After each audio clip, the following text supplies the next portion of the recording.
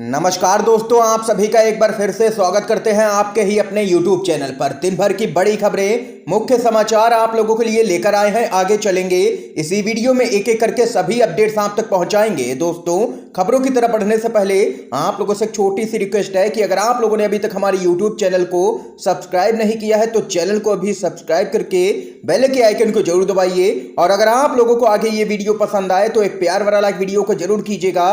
पहली अपडेट की तरफ चलते हैं। इस समय की बेहद बड़ी खबर है। भारत जोड़ो यात्रा का नया पड़ाव, केरल पहुंच चुकी है कांग्रेस की यात्रा। प्रियंका गांधी भी हो सकती हैं इस यात्रा में शामिल। भारत जोड़ो यात्रा तमिलनाडु का सफर तय करके अब केरल में प्रवेश कर चुकी है। एक प्रदेश से दूसरे प्रदेश में प्रवेश करने के साथ ही कांग्रेस के पूर्व अध्यक्ष राहुल गांधी के साथ पदयात्रा कर रहे ज्यादातर यात्री बदल गए हैं। मतलब यह है कि राहुल के साथ अब नए प्रदेश और अतिथि यात्री पदयात्रा करेंगे। केरल में यात्रा करीब 19 दिन में 450 किलोमीटर का सफर तय करेगी। इसके साथ ही यात्रा के बंदोबस्त से जुड़े पार्टी के एक दिग्गज नेता के मुताबिक जिन प्रदेशों से यात्री नहीं गुजर रहे हैं उन प्रदेशों के यात्री अलग अलग जगहों पर तय समय के लिए यात्रा में शामिल होंगे। पार्टी के एक वरिष्ठ नेता के मुताबिक कांग्रेस की महासचिव प्रियंका गांधी वाड्रा 19 से 22 सितंबर तक केरल में भारत जोड़ो यात्रा में हिस्सा ले सकती हैं। राहुल गांधी ने केरल की सराहना करते हुए कहा है कि यहाँ के लोगों ने देश के बाकी हिस्सों में दिखाया है कि उनमें कितनी एकता है। उन्होंने यहाँ पर कई लोगों से बातचीत भी की है और कहा है कि यहाँ के डीएनए में है भारत जोड़ो का संदेश। राहुल गांधी ने आगे कहा है कि केरल राज्य सभी का सम्मान करता है। यह राज्य खुद को विभाजित या नफरत फैलाने की इजाजत नहीं देता है। यही कारण है कि भारत जोड़ो यात्रा इन विचारों का विस्तार है। ये यहाँ पर भारत जोड़ो यात्रा से बड़ी अपडेट आई है। अब इस यात्रा में प्रियंका गांधी भी हो सकती हैं शामिल। जी हाँ दोस्तों, एक और अपडेट बताते चलें। दिल्ली के आगे नहीं झुकेंगे शरद पवार का केंद्र की मोदी सरकार पर बड़ा हमला।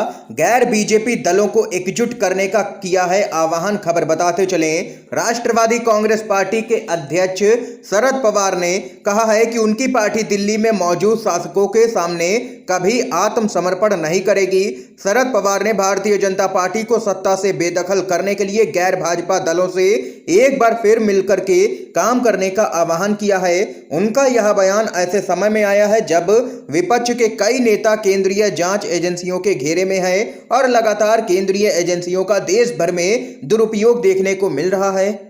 शरद पवार ने केंद्र सरकार को महंगाई, बेरोजगारी, किसानों के प्रदर्शन से निपटने के तरीके और देश में धार्मिक अल्पसंख्यकों के खिलाफ नफरत फैलाने के मुद्दे पर आड़े हाथों लिया है और कहा है कि हम दिल्ली के आगे झुकने वाले नहीं हैं। और इसके साथ ही एनसीपी के नेता प्रफुल्ल पटेल ने कहा है कि पीएम पद का चेहरा नहीं होंगे शरद पवार, विपक्षी ताकतों को साथ लाने में निभाएंगे अहम भूमिका और विपक्ष 2024 के चुनाव में रहेगा एकजुट। एक और अपडेट की तरफ बढ़ते हैं। 2017 के बाद से मीडिया न्यायपालिका पर पीएमओ का दबाव है। बीजेपी के ही पूर्व सांसद बोले कुछ तो करना होगा।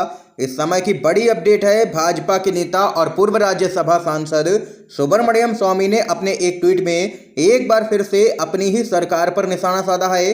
उन्होंने कहा है कि देश में संविधान के चारों स्तंभों पर दबाव बना हुआ है, इसके लिए कुछ करना होगा।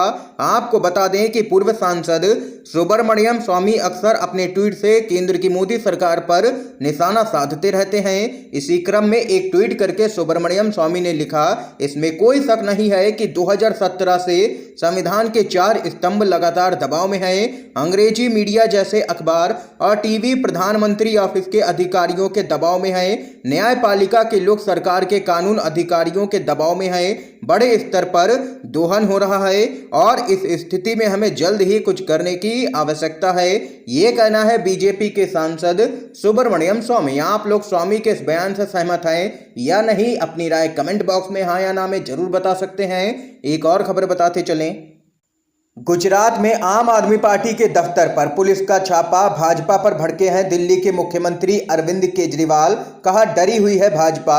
गुजरात में आगामी विधानसभा चुनाव के लिए दिल्ली के सीएम और आम आदमी पार्टी के मुखिया अरविंद केजरीवाल काफी सक्रिय हैं। गुजरात भाजपा का गढ़ कहा जाता है, लेकिन यहां पर आम आदमी पार्टी सत्ता में आने के लिए पुरजोर तरीके से मेहनत कर रही है। गुजरात में आम आदमी पार्टी के नेता इशू दान गढ़वी ने ट्वीट कर कहा है कि केजरीवाल जी के अहमदाबाद पहुंचते ही आम आदमी पार्टी के अहमदाबाद ऑफिस पर गुजरात पुलिस की रेड, 2 घंटे तलाशी लेकर के चले गए, कुछ भी नहीं मिला, बोले फिर आएंगे।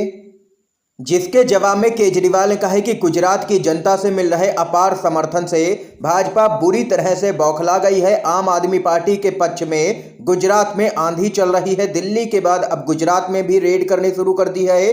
दिल्ली में कुछ नहीं मिला, गुजरात में भी कुछ नहीं मिलेगा। हम कट्टर ईमानदार और देशभक्त लोग हैं। ये यहाँ पर दिल्ली के सीएम अरविंद केजरीवाल ने बड़ा हमला भाजपा पर बोला है। एक और बड़ी खबर बताते चलें।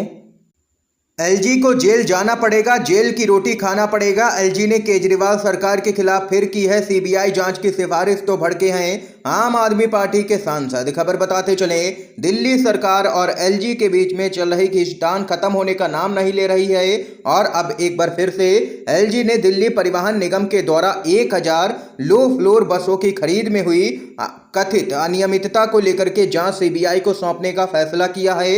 अब संभव है कि जल्द ही सीबीआई इस मामले की जांच शुरू कर दे। एलजी के इस फैसले पर आम आदमी पार्टी के नेता भड़क गए हैं। आम आदमी पार्टी के सांसद संजय सिंह ने वीडियो जारी कर एलजी पर फिर हमला बोला है। संजय सिंह ने कहा है कि एलजी को जेल जाना पड़ेगा और जेल की रोटी खाना पड़ेगा। संजय सिंह ने कहा है कि दिल्ली के एलजी वीके सक्सेना एक महाभ्रष्ट व्यक्ति हैं। रोज सुबह उठ करके एक नई जांच शुरू कर देते हैं जिसका ना कोई सिर होता है और ना कोई पैर होता है। आम आदमी पार्टी के राज्यसभा सांसद संजय सिंह ने आगे कहा है कि अपने ऊपर लगे भ्रष्टाचार के गंभीर आरोपों से इतना बौखला गए हैं कि वो बिना सर पैर की जांच शुरू कर देते हैं। जो कारनामे उन्होंने खादी उद्योग के अध्यक्ष रहते हुए किया, वही काम अब वो दिल्ली के एलजी रहते हुए कर रहे हैं। उनको जेल जाना पड़ेगा, ये यहाँ पर कहना है संजय सिंह का। एक और खबर की तरफ बढ़ते हैं। चुनावी रणनीतिकार प्रशांत किशोर पर जेडीयू के अध्यक्ष लल्लन सिंह का बड़ा हमला। कहा पीके एक बिजनेसमैन है, बीजेपी के लिए लगातार कर रहे हैं काम। खबर आप लोगों को बताते चलें, बिहार की राजनीति में इन दिनों आरोप प्रत्यारोप का दौर चल रहा है। मुख्यमंत्री नीतीश कुमार जब से एनडीए छोड़ करके महागठबंधन के साथ आए हैं, तब से उन पर बीजेपी के साथ साथ लोक जनशक्ति पार्टी के दोनों धड़े और चुनावी रणनीतिकार प्रशांत किशोर हमलावर हैं। हाल ही में प्रशांत किशोर और पीके ने नीतीश के पाला बदलने पर तंज कसते हुए उन्हें फेविकोल का ब्रांड एम्बेसडर तक बताया था, जिस पर नीतीश कुमार ने प्रशांत किशोर की आलोचना भी की थी। अब जेडीयू के राष्ट्रीय अध्यक्ष लल्लन सिंह ने प्रशांत किशोर पर करारा हमला किया है। आप लोगों को बताते चलें, जेडीयू के राष्ट्रीय अध्यक्ष लल्लन सिंह ने प्रशांत किशोर को बिहार को नहीं जानने वाला एक व्यापारी करार दिया है। उन्होंने कहा है कि पीके एक व्यापारी हैं जो एक विक्रेता की तरह अपने उत्पादों को बेचने के लिए लगातार घूम रहे हैं। उसे बिहार का कोई भी ज्ञान नहीं है, वह एक राजनीतिक व्यक्ति नहीं है, इसलिए उस पर टिप्पणी करने की कोई आवश्यकता ही नहीं है। ये यहां पर कहना है जेडीयू के अध्यक्ष लल्लन सिंह का। इस समय की आज की दोस्तों सभी बड़ी खबरें, मुख्य समाचार थे जो हमने आप लोगों तक पहुंचाए हैं। अगर आप लोगों को ये वीडियो पसंद आया हो तो अभी इस वीडियो को लाइक कीजिएगा, चैनल को सब्सक्राइब करके बेल के आइकन को जरूर दबाइएगा। आप सभी का वीडियो देखने के लिए बहुत बहुत धन्यवाद।